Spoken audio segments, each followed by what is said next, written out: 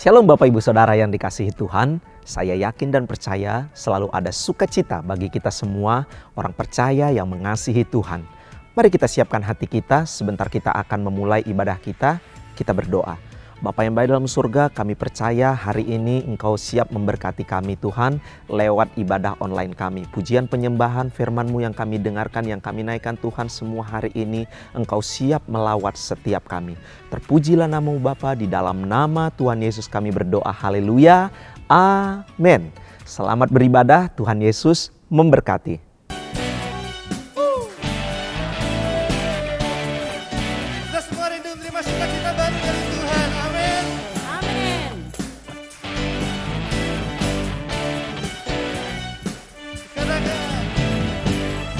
Sukacita surga, itulah kekuatan bagi jiwa.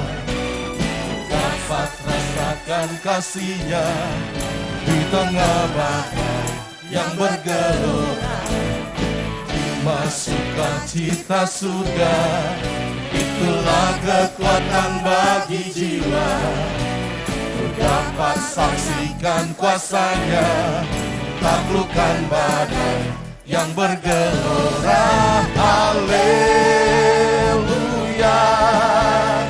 Kau ada dalam hatiku, takkan patah semangatku, takkan hilang kekuatanku. Haleluya, Ku mau bersorak bagimu, sukacita surga nyata penuhiku.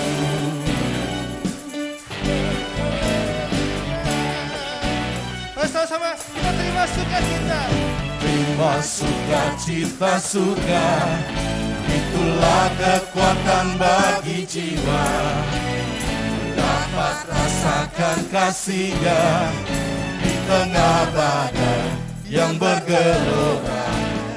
Terima sukacita surga, itulah kekuatan bagi jiwa. Ku dapat saksikan kuasa-Nya, taklukkan badai yang bergelora. Haleluya, Kau ada dalam hatiku, takkan patah semangatku, takkan hilang kekuatanku. Haleluya, Ku mau bersorak bagimu, sukacita surga nyata penuhiku. Mari percaya, sama-sama katakan Haleluya, Kau ada dalam hatiku, takkan patah semangatku, takkan hilang kekuatanku. Haleluya, Ku mau bersorak bagimu, sukacita surga nyata penuhiku. Sukacita surga nyata penuhiku. sekali lagi katakan sukacita. Sukacita surga nyata penuhiku. Haleluya, saya percaya yang dipenuhi dengan sukacita surga, tepuk tangannya masih bisa lebih daripada ini. Mari menari buat Allahmu saudara pagi ini. Haleluya. Hey. Yesus, Yesus Kaulah Raja dalam hidupku. Masa berjaya bersama-Nya. Yesus Kaulah Raja. Masa berjaya Yo. bersama-Nya. Hanya Kau Tuhan, sumber kekuatan, kuasa-Mu tercurah bagiku senantiasa. Dengan-Mu Tuhan, Yo, berjalan. bukan berjalan dari kemuliaan sampai kemuliaan. Lebih lagi. Karena Kau kekuatan, kuasa-Mu tercurah. Bagiku senantiasa Dengan-Mu Tuhan kami mau berjalan. Amin. Dari kemuliaan sampai kemuliaan selamanya. Mari yang siap dibawa ke kemuliaan yang lebih tinggi lagi bersama Allah kita. Tepuk tangan bagi Dia. Yuk, dengan iman. Tak pernah ku ragu akan kesetiaan-Mu. Kau pegang hidupku Sepenuh jiwaku. Yakin dan percaya Kau tuntun langkahku. panggil Yesus. Yesus, Kaulah Raja dalam hidupku. Bisa berjaya Lebih lagi. Yesus, Kaulah Raja. berkuasa Lebih lagi, come on. Yesus, Kau. berkuasa berjaya Sekali lagi, come on. Yesus, Kaulah Raja dalam hidupku. Berkuasa berjaya untuk selamanya. Come on. Amin. Kuasa-Mu tercurah bagiku senantiasa. Dengan-Mu Tuhan ku kan berjalan.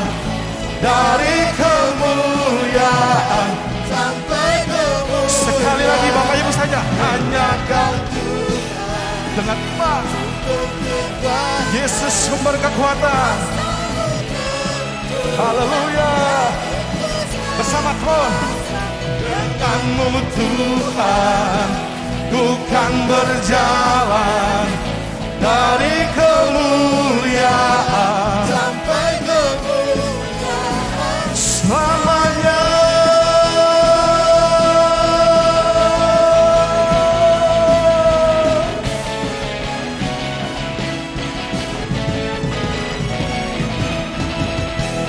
Haleluya. Yang percaya katakan amin. Katakan amin. Amin. Haleluya. Puji nama Tuhan, silakan duduk kembali Bapak Ibu Saudara kekasih Tuhan. Mari kita siapkan hati kita untuk masuk lebih dalam.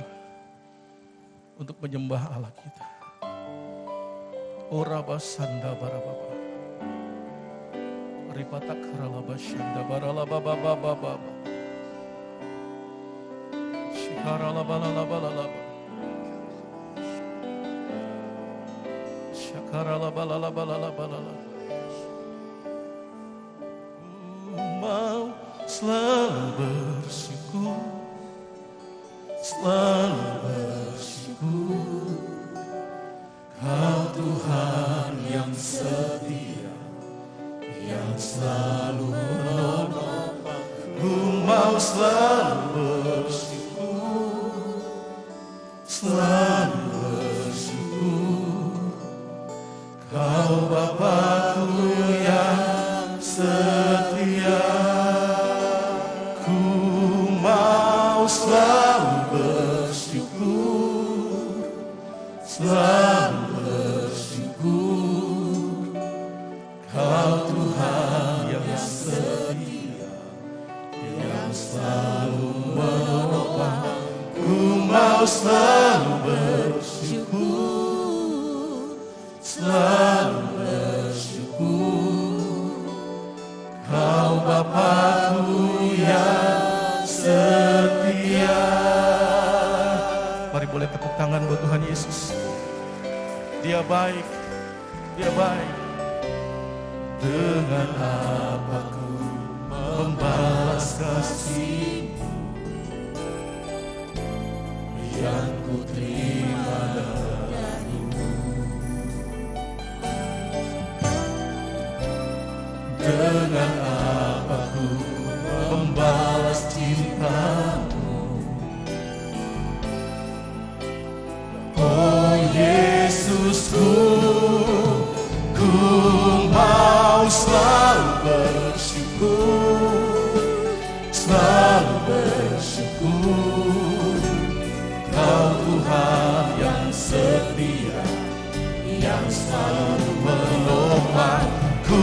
mau selalu bersyukur, selalu bersyukur. Kau Bapa-Ku yang setia, ku mau selalu bersyukur, selalu bersyukur. Kau Tuhan yang setia, yang selalu menopang. Ku mau selalu bersyukur, selalu bersyukur. Kau Bapa-Ku yang setia. Mari boleh angkat tanganmu di hadapan Tuhan. Ucapkan syukur kita. Ku mau selalu bersyukur, selalu bersyukur. Kau Tuhan yang setia, yang selalu menopang. Ku mau selalu bersyukur, selalu bersyukur. Kau Bapa-Ku yang setia. Kami mau bersyukur buat kasih-Mu. Kami mau berterima kasih Tuhan. Terima kasih untuk kesehatan. Terima kasih untuk nafas kehidupan. Terima kasih untuk penyertaan-Mu atas kami Tuhan. Engkau sungguh baik. Engkau Allah yang memulihkan kami. Engkau Allah yang menyembuhkan kami. Oh Rabasandara Labakaralabaya Sondiakena Ripata Karalabaya Santara Labakarabo Shekera Labalalabalabababababababa. Kami datang di hadapan Tuhan Allah kami. Kami naikkan ucapan syukur kami. Kami mau berterima kasih kepadamu Yesus Tuhan. Haleluya, haleluya.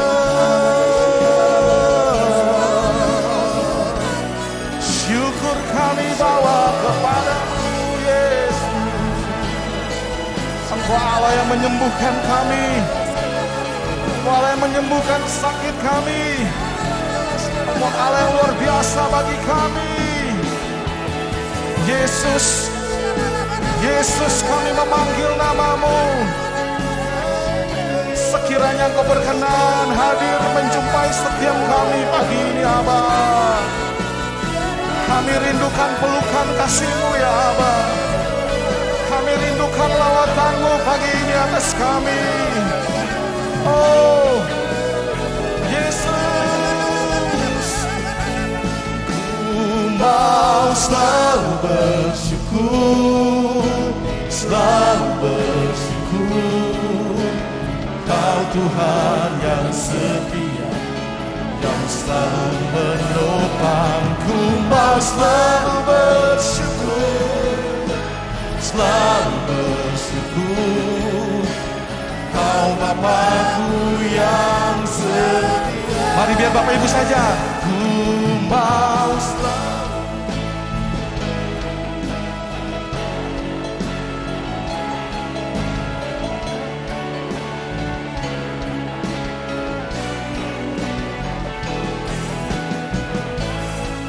Kami bawa syukur kami.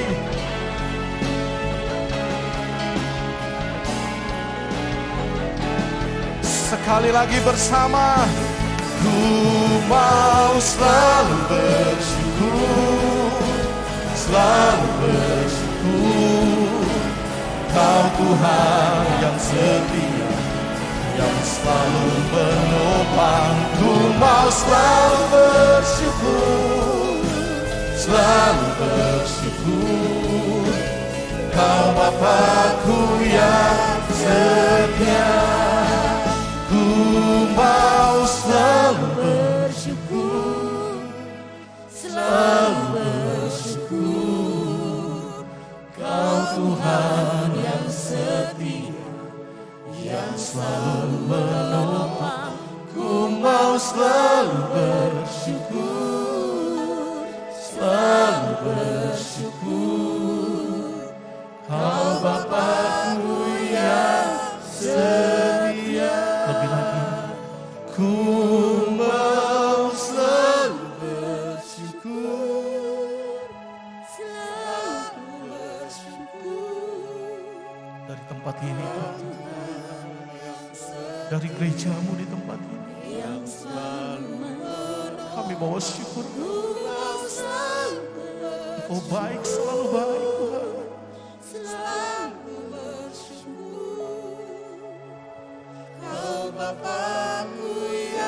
Sekali lagi, dengan iman katakan, Ku mau selalu bersyukur, selalu bersyukur.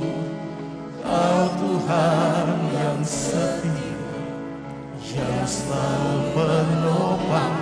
Ku mau selalu bersyukur, selalu bersyukur.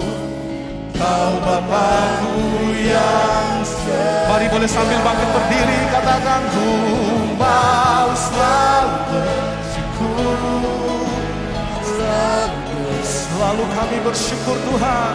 Kau Tuhan yang setia, yang selalu menopang. Ku mau selalu bersyukur, selalu bersyukur. Kau Bapa-Ku yang setia. Salam Bapak dan Ibu, Saudara dan Saudari, Jemaat GPI Bintaro House of Shalom. Mari, sebelum kita menerima firman Tuhan, kita siapkan hati dulu, kita berdoa. Bapa di surga, saat ini kami telah siap mendengarkan kebenaran firman-Mu ya Tuhan.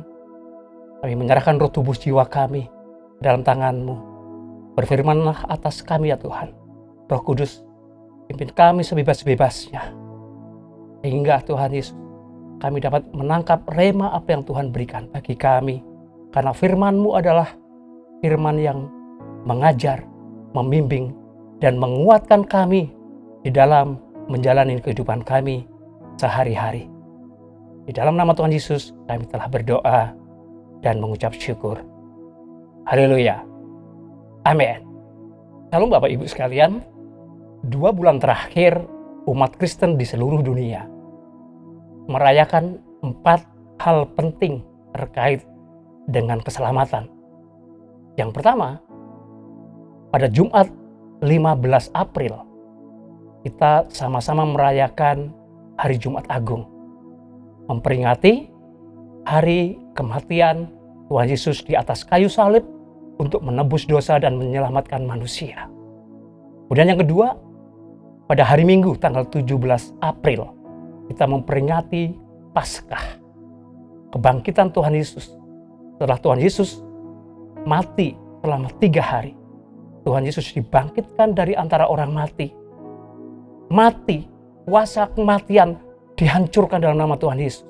Dan Tuhan Yesus naik ke sorga untuk menyediakan tempat bagi kita semuanya. Dan yang ketiga, pada tanggal 26 Mei, kita merayakan kenaikan Tuhan Yesus ke sorga. Selama 40 hari semenjak Paskah, Tuhan Yesus beberapa kali menemui murid-muridnya. Sedikitnya ada 3 alasan mengapa Tuhan Yesus menjumpai murid-muridnya. Yang pertama adalah Tuhan Yesus menguatkan iman percaya para murid. Iman mereka begitu tergoncang karena Tuhan Yesus yang selama ini mereka agung-agungkan, tidak mereka duga Tuhan Yesus mati di atas kayu salib. Dan yang kedua, Tuhan Yesus mendatangi murid-muridnya untuk meyakinkan kepada mereka, membuktikan bahwa Ia ada bangkit. Tuhan Yesus bangkit dari kematian. Dan yang ketiga, Tuhan Yesus membicarakan tentang kerajaan sorga. Dan yang keempat, Bapak Ibu, pada tanggal 5 Juni, kita memperingati Hari Pentakosta yaitu hari pencurahan Roh Kudus. Roh Kudus dicurahkan kepada para murid pada saat itu, sehingga para murid memiliki kekuatan ekstra untuk melakukan penginjilan di seluruh wilayah yang dapat mereka jangkau. Dengan kekuatan ekstraordinari, mereka menyampaikan kabar sukacita. Haleluya. Amin.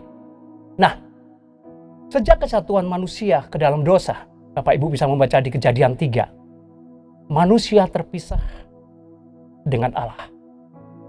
Manusia kehilangan kemuliaan Allah, jatuh dalam kuasa dosa.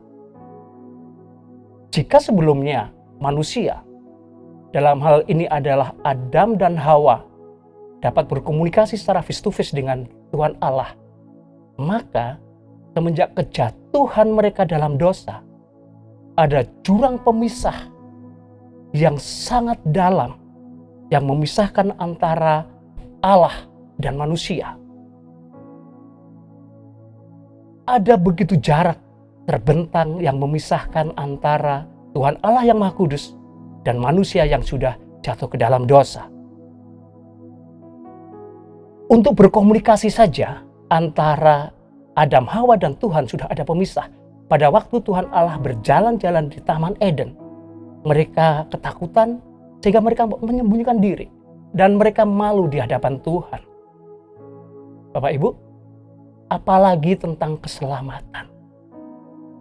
Manusia yang sudah jatuh ke dalam dosa yang sebegitu dalam tidak akan mungkin dengan kekuatannya sendiri dapat mengupayakan keselamatan itu.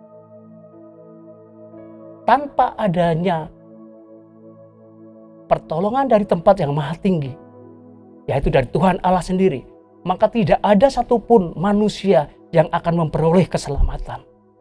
Tanggal 13 Januari 2010, di sebuah desa kecil di Yunan, di China, ada seorang anak laki-laki usia 4 tahun bernama Deng Rui. Dia siang itu bermain sendirian di sekitar rumahnya, lepas dari perhatian kedua orang tuanya. Saat Deng Rui bermain, orang tuanya masuk ke dalam rumah. Dan alangkah kagetnya orang tuanya pada saat dia keluar rumah, Deng Rui sudah nggak ada lagi. Orang tuanya mencari kesana-kesana kemari, tapi anak itu tidak ditemukan. Dengan kebingungannya, orang tua Deng Rui akhirnya melaporkan kepada kepolisian. Dan akhirnya seluruh kepolisian wilayah itu, termasuk juga tim pemadam kebakaran, mencari Deng Rui. Malam berganti hari, tidak ditemukan. Hari kedua tidak ditemukan. Demikian juga sampai hari ketiga tidak ditemukan. Akhirnya Bapak Deng Rui itu yang mengenal dengan baik anaknya itu. Dia akhirnya memutuskan, saya harus mencari Deng Rui di sekitar rumah saya. Akhirnya bapaknya mencari di sekitar rumahnya dan ditemukan sebuah sumur yang dalam. Pada akhirnya bapaknya memanggil nama Deng Rui, dan dari kedalaman sumur terdengar suara anak merintih. Dan pada saat itulah orang tua Deng Rui memanggil kepolisian, dan akhirnya kepolisian beserta tim pemadam kebakaran menolong anak itu dari atas. Mereka mengupayakan ke bawah sehingga Deng Rui ditolong dengan menggunakan tali, diturunkan menggunakan tangga, pertolongan yang luar biasa. Akhirnya Deng Rui setelah 3 hari dinyatakan hilang, dia ditemukan selamat dari sumur di mana tempat dia terperosok ke dalam. Jadi Bapak Ibu, keselamatan itu tidak akan dapat diperoleh oleh manusia dengan usahanya sendiri. Ada pertolongan dari tempat yang maha tinggi, manusia dapat selamat. Nah, gambaran tentang keselamatan manusia itu telah Tuhan perlihatkan sejak dari zaman kejatuhan manusia dalam dosa. Mari Bapak Ibu kita baca Kejadian 3 ayat 21. Dan Tuhan Allah membuat pakaian dari kulit binatang untuk manusia dan untuk istrinya itu, lalu mengenakan kepada mereka. Bapak Ibu, saudara-saudari sekalian, dari Kejadian 3:21 ini dapat kita ambil dua hal berikut. Yang pertama, bahwa keselamatan itu adalah inisiatif dari Tuhan Allah sendiri. Firman-Nya, dan Tuhan Allah membuat. Membuat itu kata aktif. Berarti Tuhan Allah sendiri yang memberikan inisiatif untuk membuat pakaian untuk manusia dan istrinya itu dari kulit binatang. Artinya, kalau pakaian itu dibuat dari binatang, artinya harus ada binatang yang mati. Pakaian itu berbicara juga tentang jubah. Pakaian itu berfungsi untuk melindungi seseorang, untuk mendapatkan keselamatan dari rasa dingin, dari rasa sakit dan lain sebagainya. Nah, sejak manusia jatuh ke dalam dosa di sini, Tuhan Allah berinisiatif membuat pakaian dari kulit binatang untuk manusia dan istrinya itu. Nah, bukankah Tuhan Yesus adalah anak domba Allah? Kita baca di Yohanes 1 ayat 29. Pada saat Tuhan Yesus memasuki prosesi baptisan oleh Yohanes Pembaptis, Yohanes Pembaptis berkata, "Lihatlah anak domba Allah yang menghapus dosa dunia." Jadi jelaslah bahwa gambaran tentang keselamatan itu sudah Tuhan perlihatkan sejak dari masa kejatuhan manusia ke dalam dosa. Kita juga mengingat bagaimana nubuatan dari Yesaya 53. Oleh sebab itu, Bapak Ibu, karena begitu besar kasih Allah akan dunia ini, sehingga Ia mengaruniakan anaknya yang tunggal, supaya setiap orang yang percaya kepadanya tidak binasa, melainkan beroleh hidup yang kekal. Bapak Ibu, kalau kita mau pergi ke sebuah kota, kita paling aman untuk mencapai kota itu adalah kalau kita datang ke sebuah perusahaan angkutan yang sudah terdaftar dengan resmi. Karena kita dapat tiket dan lain sebagainya, pengemudinya pun dia juga mengetahui jalannya dengan baik. Jangan datang ke perempatan jalan yang ada caloknya. Angkutannya belum tentu jelas. Bisa-bisa tidak sampai ke kota tujuan. Nah, apa kaitannya dengan ilustrasi ini? Tuhan Yesus adalah jalan kebenaran dan hidup. Jadi tidak ada salah lagi. Ini adalah pilihan yang tepat kalau kita menyatakan iman percaya kita kepada Tuhan Yesus. Yohanes 14 ayat 6, Tuhan Yesus berkata, "Akulah jalan dan kebenaran dan hidup. Tidak ada seorang pun yang datang kepada Bapa kalau tidak melalui Aku," kata Yesus. Oleh sebab itu, Bapak Ibu, janganlah kita memegahkan diri akan keselamatan yang kita peroleh. Karena keselamatan itu bukan dari kita sendiri, tetapi itu adalah inisiatif dari Tuhan Allah sendiri. Bahkan kita menjadi orang Kristen pun juga bukan kita yang memilih, tetapi Tuhan Allah lah yang memilih kita. Dari Kejadian 3 ayat 21, yang kedua yang bisa kita ambil adalah bahwa keselamatan itu menjadi tanggung jawab pribadi. Firman-Nya, untuk manusia dan untuk istrinya itu, lalu mengenakannya kepada mereka. Ini berbicara bahwa keselamatan itu menjadi tanggung jawab setiap individu. Tidak bisa keselamatan itu kita titipkan kepada orang lain. Apakah kita titipkan kepada gembala kita, atau kepada suami, atau kepada istri, atau bahkan kepada anak-anak. Keselamatan menjadi tanggung jawab pribadi. Kembali di Yohanes 3 ayat 16, karena begitu besar kasih Allah akan dunia ini, sehingga Ia telah mengaruniakan anaknya yang tunggal, supaya setiap, garis bawahi kata setiap, supaya setiap orang yang percaya kepadanya tidak binasa, melainkan beroleh hidup yang kekal. Mari kita kerjakan keselamatan yang telah dibayar dengan mahal ini, kita lakukan dengan sebaik-baiknya, dengan takut dan gentar. Apa sih arti takut dan gentar itu? Saya mencoba mencari kata yang lebih mudah kita pahami dari Alkitab versi Firman Allah yang hidup.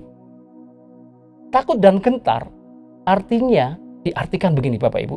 Saudara harus lebih banyak berusaha untuk mengerjakan hal-hal yang baik sebagai buah-buah keselamatan, menaati Allah dengan penuh hormat, serta takut akan segala sesuatu yang mungkin tidak menyenangkan hatinya.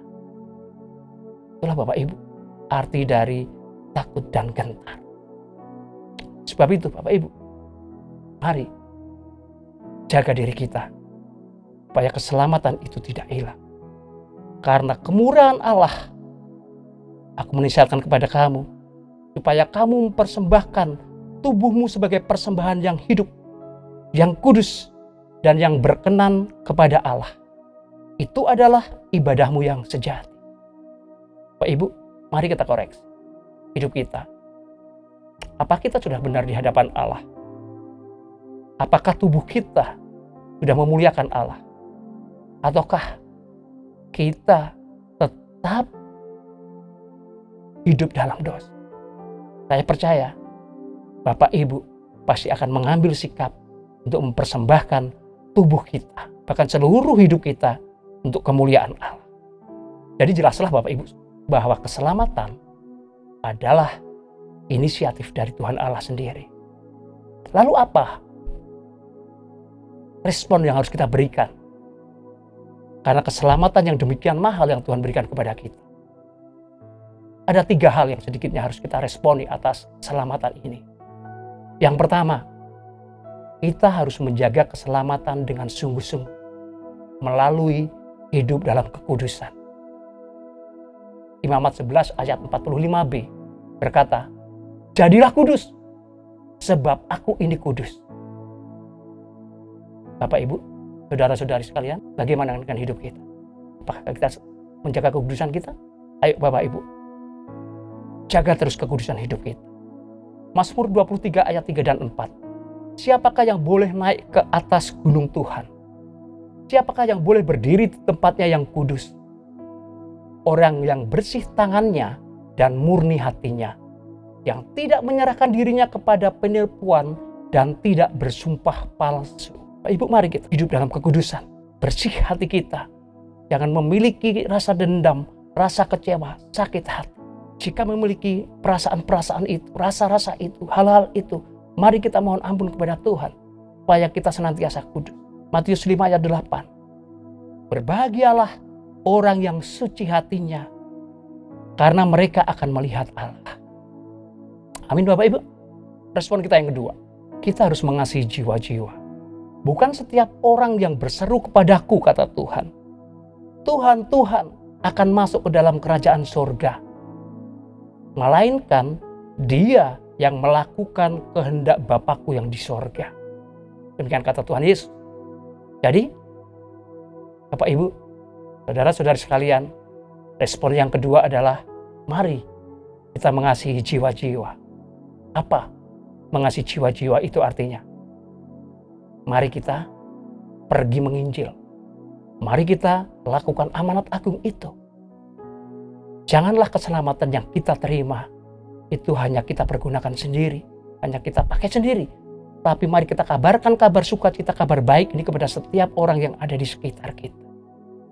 Karena itu pergilah, jadikanlah semua bangsa muridku, dan baptislah mereka dalam nama Bapa dan Anak dan Roh Kudus. Dan ajarlah mereka melakukan segala sesuatu yang telah kuperintahkan kepadamu. Dan ketahuilah, aku menyertai kamu senantiasa sampai kepada akhir zaman. Bapak Ibu, saudara-saudari sekalian, ada kata-kata ajarlah mereka. Untuk kita bisa mengajar mereka, tentu saja ada modal yang harus kita miliki.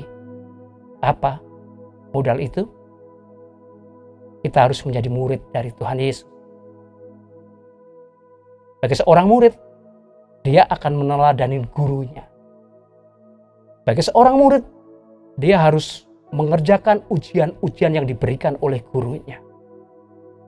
Bagi seorang murid, harus setia dengan gurunya. Setiap permasalahan, ujian-ujian yang ada di dalam kehidupan kita, tidak akan pernah lepas dari gurunya. Karena kalau seorang guru akan memberikan ujian, sang guru itu sudah tahu apa jawabannya. Mari, Kalau kita sedang diberikan ujian, jalani ujian itu dengan tetap mengucap syukur, jangan bersungut-sungut, supaya kita lulus dari ujian itu. Lukas 6 ayat 40. Seorang murid tidak lebih daripada gurunya. Tetapi barang siapa yang telah tamat pelajarannya akan sama dengan gurunya. Amin, Bapak Ibu, saudara-saudari sekalian.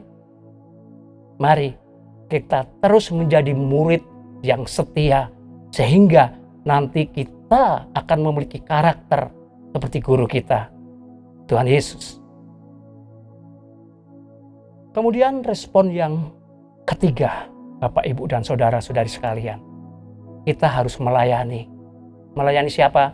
Melayani domba-domba yang Tuhan berikan, jiwa-jiwa yang Tuhan berikan di sekitar kita. Yohanes 3 ayat 16 berkata, karena begitu besar kasih Allah akan dunia ini, Ia telah mengaruniakan anaknya yang tunggal, supaya setiap orang yang percaya kepadanya tidak binasa, melainkan beroleh hidup yang kekal. Apa bagian kita?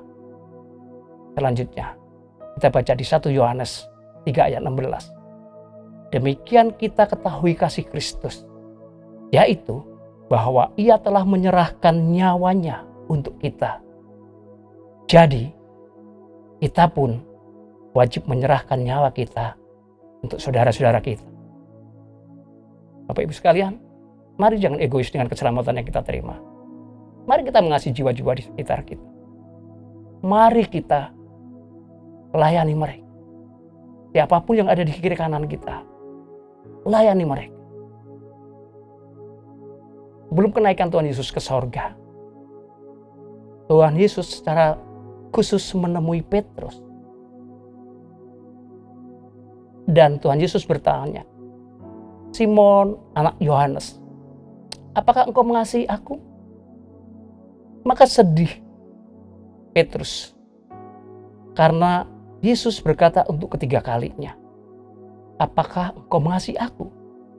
Dan ia berkata kepada Tuhan Yesus, Tuhan, engkau tahu segala sesuatu, engkau tahu bahwa aku mengasihi engkau. Kata Tuhan Yesus kepadanya, gembalakanlah domba-dombaku. Bapak Ibu sekalian, 3 respon itulah yang harus kita lakukan. Karena keselamatan yang Tuhan berikan kepada kita bukan keselamatan yang sembarangan, tapi keselamatan yang dibayar dengan harga yang mahal. Tuhan Yesus memberikan anaknya yang tunggal untuk menyelamatkan kita. Apa rema yang kita dapatkan dari firman Tuhan hari ini? Yang pertama, rema dari Tuhan adalah janganlah kita pernah untuk memegahkan diri tentang keselamatan. Karena keselamatan itu pemberian dari Tuhan Allah. Yang kedua, keselamatan adalah tanggung jawab pribadi yang harus kita perjuangkan dengan takut dan gentar. Jangan bawa hidup kita menjadi sembarangan. Bawa hidup kita ke dalam kekudusan. Yang ketiga, hiduplah dengan kudus. Yang keempat, marilah kita mengasihi jiwa-jiwa.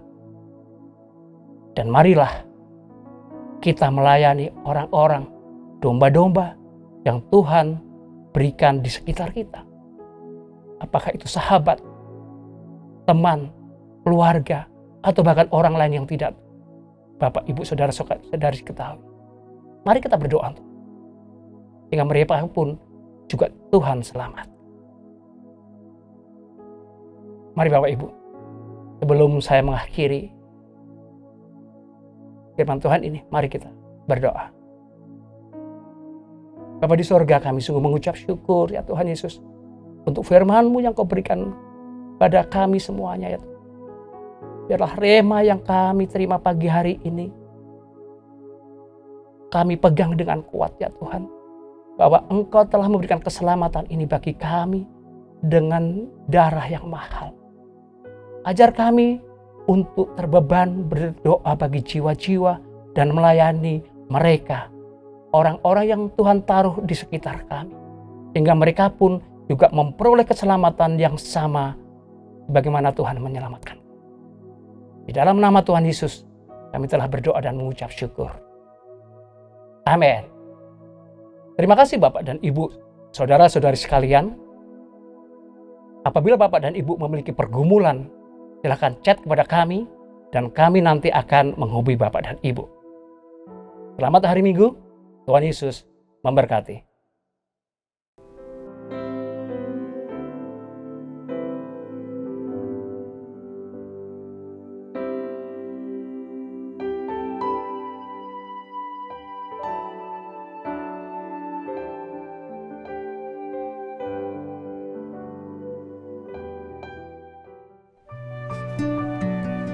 Orang yang duduk dalam lindungan yang maha tinggi dan bermalam dalam naungan yang maha kuasa akan berkata kepada Tuhan, tempat perlindunganku dan kubu pertahananku, Allahku yang kupercayai. Sungguh, Dialah yang akan melepaskan engkau dari jerat penangkap burung, dari penyakit sampar yang busuk. Dengan kepaknya Ia akan menudungi engkau. Di bawah sayapnya engkau akan berlindung. Kesetiaannya ialah perisai dan pagar tembok. Engkau tak usah takut terhadap kedahsyatan malam, terhadap panah yang terbang di waktu siang, terhadap penyakit sampar yang berjalan di dalam gelap, terhadap penyakit menular yang mengamuk di waktu petang. Walau 1000 orang rebah di sisimu dan 10.000 di sebelah kananmu, tetapi itu tidak akan menimpamu. Engkau hanya menontonnya dengan matamu sendiri dan melihat pembalasan terhadap orang-orang fasik. Sebab Tuhan ialah tempat perlindunganmu, yang maha tinggi telah kau buat tempat perteduhanmu. Malapetaka tidak akan menimpa kamu, dan tulah tidak akan mendekat kepada kemahmu. Sebab malaikat-malaikatnya akan diperintahkannya kepadamu untuk menjaga engkau di segala jalanmu. Mereka akan menatang engkau di atas tangannya, supaya kakimu jangan terantuk kepada batu. Singa dan ular tedung akan kau langkahi. Engkau akan menginjak anak singa dan ular naga. Sungguh, hatinya melekat kepadaku, maka aku akan meluputkannya. Aku akan membentenginya, sebab ia mengenal namaku. Bila ia berseru kepadaku, aku akan menjawab. Aku akan menyertai dia dalam kesesakan. Aku akan meluputkannya dan memuliakannya. Dengan panjang umur akan kukenyangkan dia, dan akan kuperlihatkan kepadanya keselamatan daripadaku.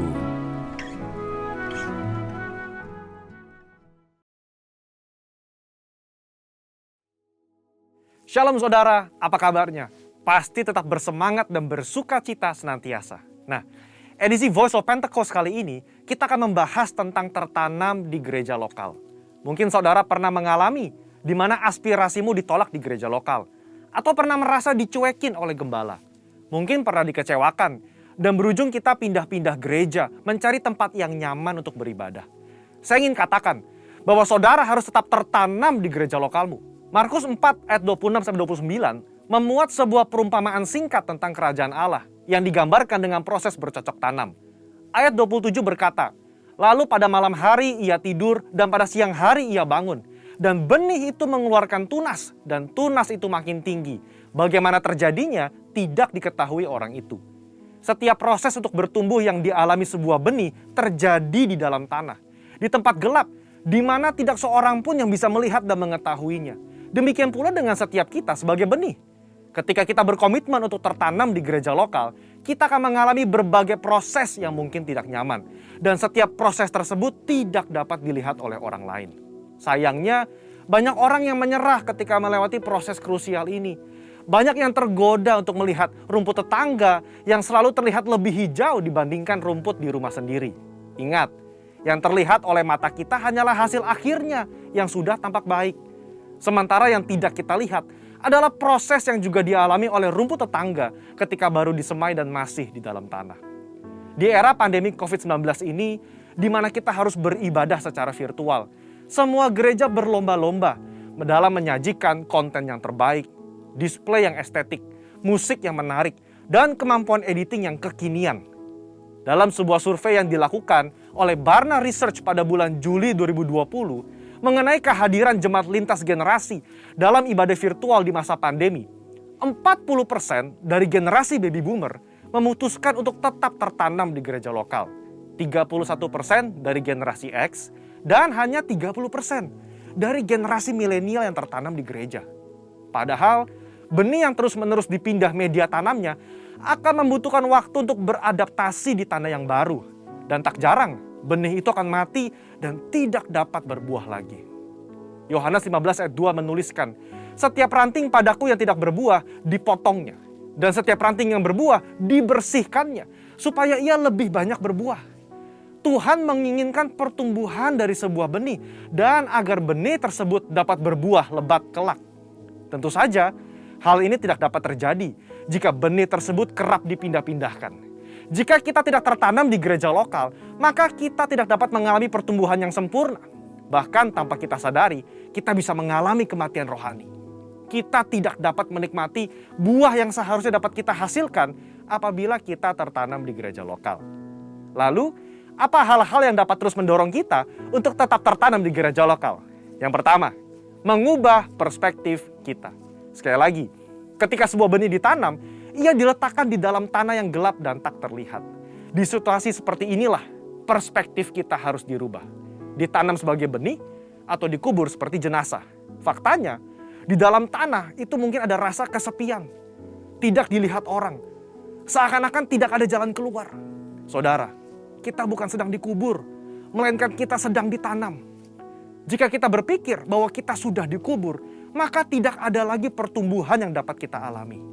Namun ketika kita mengubah perspektif bahwa keadaan yang saat ini kita alami di dalam tanah adalah karena kita sedang ditanam, maka kita akan terus bertumbuh hingga waktunya benih tersebut akan tampak di atas tanah dan menghasilkan buah. Saudara sedang ditanam dan bukan dikubur. Kedua, jalani proses. Proses adalah bagian terpenting dari perjalanan hidup setiap manusia, di mana manusia dibentuk lewat hal-hal yang sulit agar menjadi semakin baik dan semakin kuat di kemudian hari. Alkitab berulang-ulang menggambarkan hidup manusia bagaikan tanah liat di tangan tukang periuk. Sebelum menjadi bejana, maka tanah liat harus melalui proses diremukan, ditekan, bahkan dimasukkan ke dalam tungku untuk dibakar sebelum bejana tersebut jadi sempurna. Tidak ada seorang pun yang luput dari proses. Ingat, proses inilah yang menentukan seberapa kuat akar yang akan kita hasilkan untuk menyokong seluruh pertumbuhan kita nantinya. Oleh sebab itu, mengalami berbagai proses di gereja lokal adalah hal yang wajar agar kita sebagai benih dapat memiliki akar yang kuat. Dalam proses itulah Tuhan sedang membentuk karakter kita agar semakin serupa dengan Kristus. Yang ketiga, berhenti membanding-bandingkan. Kita tahu cerita tentang Lea yang selalu merasa tidak dicintai oleh suaminya Yakub, karena Yakub lebih cinta kepada Rahel, istri keduanya.